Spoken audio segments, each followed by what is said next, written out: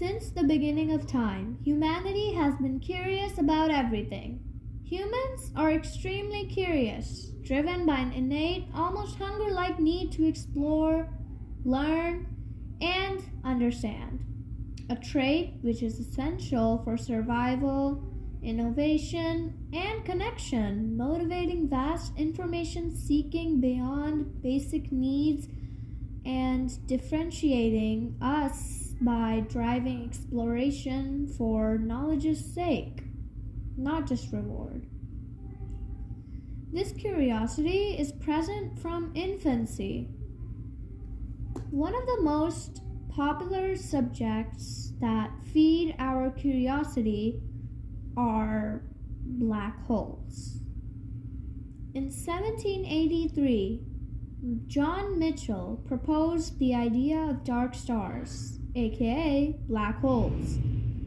Carl Schwarzschild, I'm sorry if I pronounced that wrong, I totally bombed that, provided the first mathematical solution from Einstein's relativity in 1916, and Cygnus X1, discovered by Louis Webster and Paul Merton, became the first widely accepted black hole candidate in the early 1970s, with John Wheeler coining the term black hole later.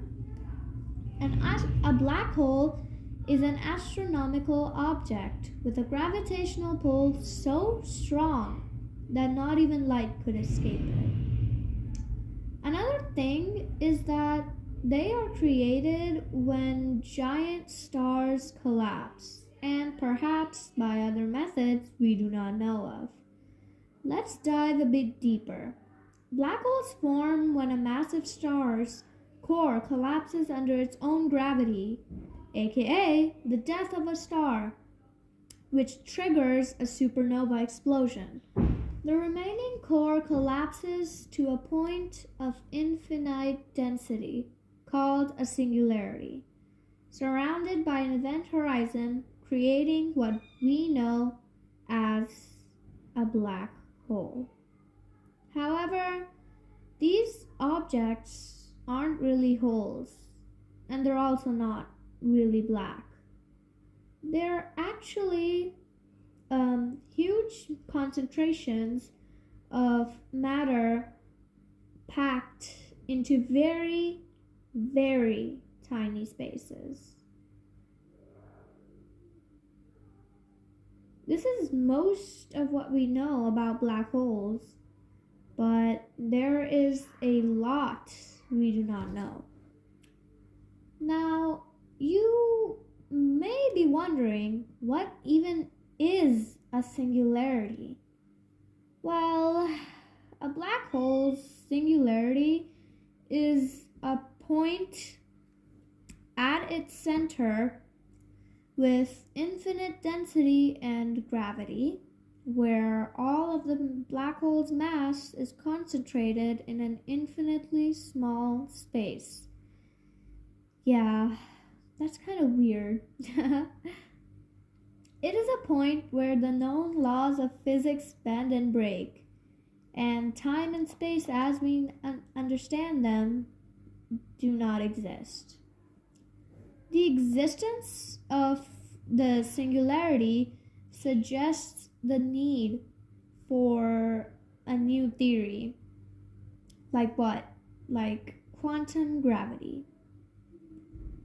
To successfully describe what the hell is going on in the center of the black hole. However, quantum gravity is very weird. I'll try explaining it in simpler words. Quantum gravity is the search for a single theory that combines quantum mechanics, which describe the very small, and general relativity, which describes gravity, and it aims to explain how gravity works in extreme environments like black holes or the early universe, where both quantum and gravitational effects are significant. It also explains the Planck scale, an incredibly tiny scale where the constants of physics come together to form units of mass, length, and time. If you understood any of what I just said, please leave a comment down below. And if you didn't, then you are very free to ask questions. I love answering questions, so please feel free to leave a comment down below. Moving on, there is no single universally accepted quantum gravity formula. Because, like, a complete theory of quantum gravity does not yet exist. Instead, the field involves various theoretical frameworks that attempt to unite quantum mechanics and general relativity using different mathematical approaches like the Wheeler-DeWitt equation, or again, concepts like the Planck scale. Up till now, I have talked about multiple factors about quantum gravity, but how do we prove it? Well, if two masses become entangled through gravity, then gravity must be quantum. That's basically the only way to prove it is true. However, quantum gravity is still one of, if not the greatest unsolved problem in a world where we believe that we know everything. Actually, do we even know anything?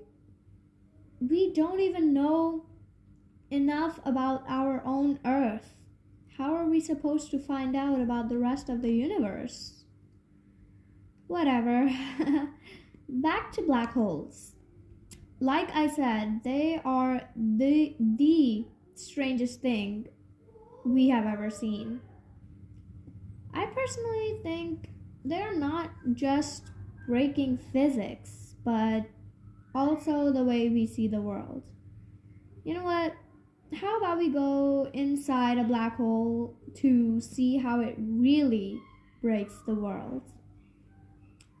Well, let's start off with what will happen before you cross the event horizon. From a distant observer's perspective, you would appear to slow down and get redder. Wait, redder? What does that even mean? Well, this is a phenomena known as gravitational redshift, where light loses energy as it moves out of a gravitational field, causing its frequency to decrease and wavelength to increase. Hence, redshift. This is related to gravitational time dilation, when time moves slowly in stronger gravitational fields. You'd slowly get redder and fade away to the observer. Because to that person who's observing you, you never actually pass the event horizon. No. However, from your own perspective, you would pass the event horizon with no issues except the fact you start getting stretched through a process called spaghettification. Yes, that is literally the scientific term for it. But what comes after this point? Well, you will not be surprised to find out that it is a mystery, because we don't know what is inside of a black hole. However, scientists have a few things to say about the inside of a black hole. First of all, as you approach the singularity, aka the center of the black hole, you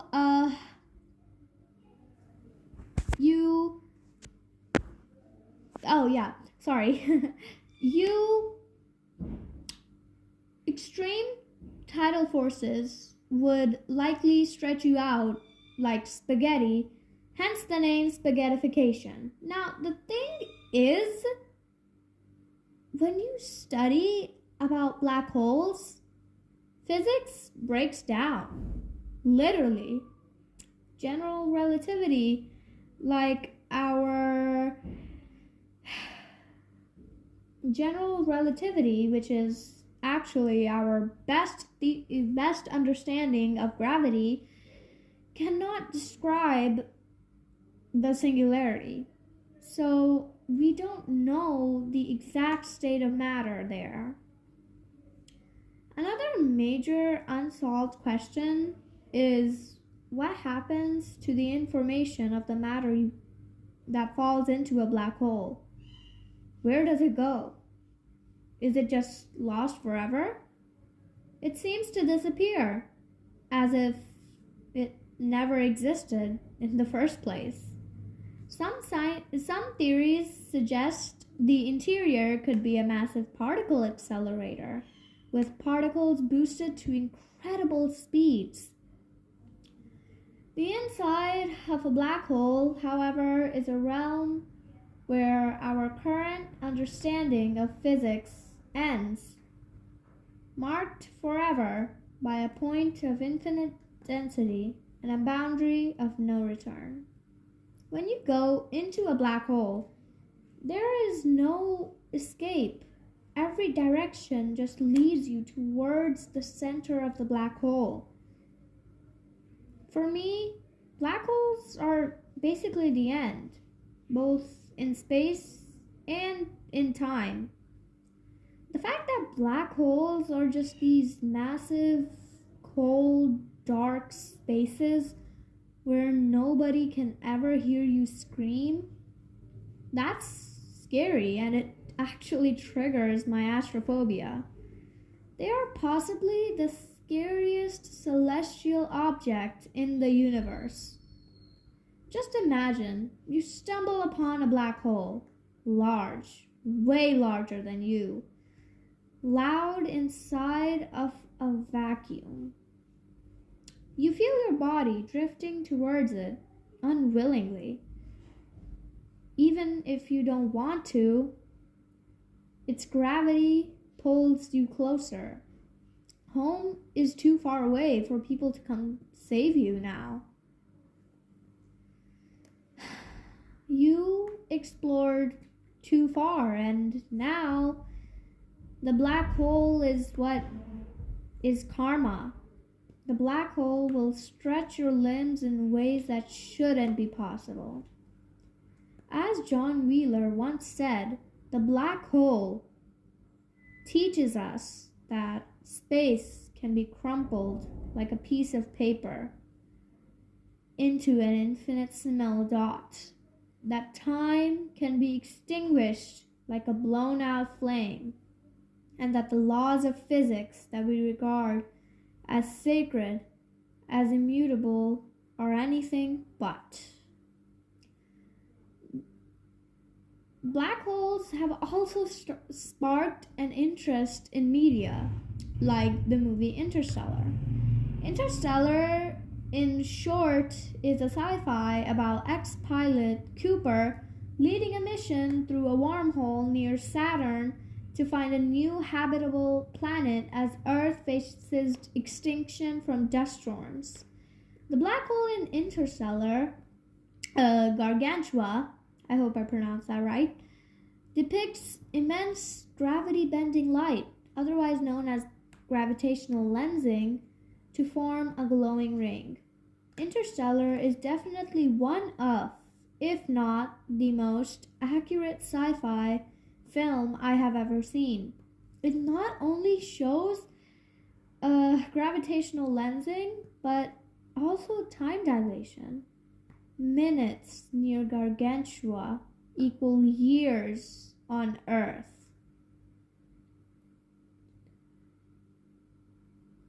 It was nice to see a sci-fi film that was so accurate. There are a few types of black holes, such as stellar, yes, like Interstellar, supermassive, intermediate mass, and primordial. Primordial. Sorry. But don't be fooled by the last one, and not because of my pronunciation, because it's just a hypothetical type, possibly formed from density fluctuations shortly after the Big Bang. Another theory, potentially ranging from microscopic to stellar masses. Black holes are interesting. They're one of my favorite topics in astronomy. It's so weird how they exist. How can such a thing confuse us and yet exist? Humanity claims that they know everything about basically everything, that there are intelligent people in this world. Are we really intelligent if we can't even know what is a black hole? It is difficult to study black holes, I admit, because they move through space quietly and they're so dark it is almost impossible to view them. The study of black holes, however, is not over yet. It has only just started. Humans never give up. No, not until we have an answer. Ever since the earth formed, humans have always tried finding out the answer for why. Why do black holes never have an answer? Well, that question is contradictory. Why do they never have an answer? And obviously, who wouldn't be surprised? Nobody has an answer. Black holes are one of the only things that I am severely interested in. I hope you're also as interested as me in them, or I hope that this video made you have an interest in them. And I'll see you all in my next video. Thank you and bye bye.